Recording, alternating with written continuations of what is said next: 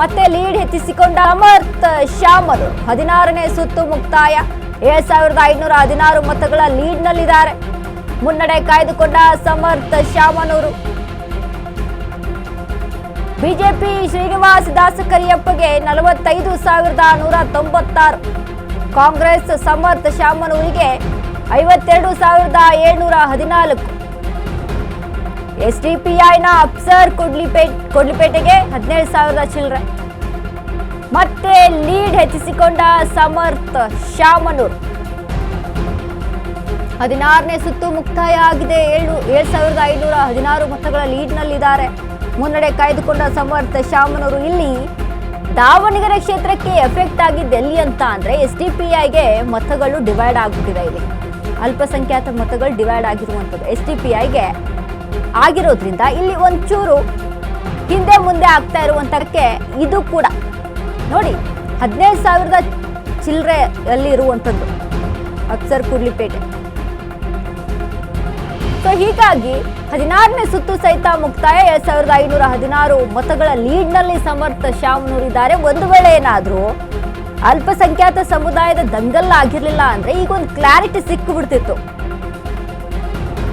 But ಇಲ್ಲಿ ಒಂಚೂರು ಅಲ್ಪಸಂಖ್ಯಾತ ಸಮುದಾಯದ ಮುನಿಸು ಆಗಿರ್ಬೋದು, ಒಂದಿಷ್ಟು ಗುದ್ದಾಟ ಹಗ್ಗ ಜಗ್ಗಾಟಗಳಾಗಿರ್ಬೋದು, ಇದರಿಂದ ಎಸ್ಡಿಪಿಐಗೆ ಅಲ್ಲಿ ಒಂದಿಷ್ಟು ಮತಗಳು ಡಿವೈಡ್ ಆಗಿರುವಂಥದ್ದು ಕಾಣಿಸ್ತಾ ಇದೆ.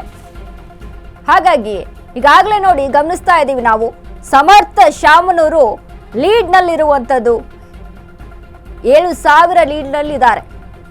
ಇಲ್ಲಿ ಮಿಸ್ಟೇಕ್ ಆಗಿದ್ದು ಎಲ್ಲಿ? ಈಗಾಗಲೇ ಒಂದು ಕ್ಲಾರಿಟಿ ಸಿಕ್ತಿತ್ತು ನಮಗೆ.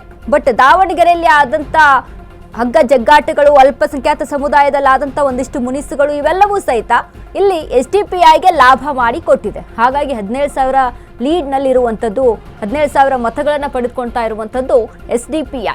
ಹಾಗಾಗಿ ಒಂದಷ್ಟು ಇಲ್ಲಿ ಹಗ್ಗ ಜಗ್ಗಾಟ ಶುರುವಾಗಿದೆ. ಬಟ್ ದಾವಣಗೆರೆ ವಿಚಾರಕ್ಕೆ ಪಟ್ಟಂತೆ ನೋಡಿ ಬಹುತೇಕ ಸಮರ್ಥ ಸಹಿತ ಲೀಡ್ನಲ್ಲಿದ್ದಾರೆ. ಮೊದಲೇ ಆರಂಭದ ಹಂತದಲ್ಲಿ ನಾವು ಗಮನಿಸಿದ್ವಿ ಯಾವ ರೀತಿಯಾಗಿ ಶ್ರೀನಿವಾಸ ದಾಸಕರಿಯಪ್ಪ ಲೀಡ್ನಲ್ಲಿದ್ರು ಅಂತ.